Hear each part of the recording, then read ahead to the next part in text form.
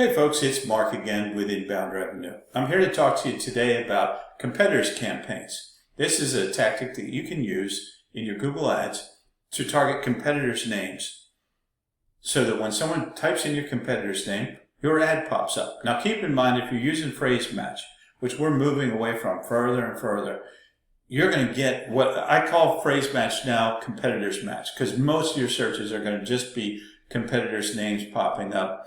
When searches for your competitors' names, that you're paying for those clicks. So what we do is we typically stay away from phrase match for competitors' names. We'll negative them out when we find them in your primary campaign. Let's say you're an HVAC company. So in your standard campaign, HVAC near me, that sort of thing, we're going to negative out the competitors' campaigns. But if you provide us with a list of competitors, or we build it as we negative out those campaigns, we'd run a separate campaign called competitors campaigns. And that way, when someone searches for your close competitor locally, your ad will pop up. These aren't always the most vibrant campaigns. They're not always going to deliver the most results.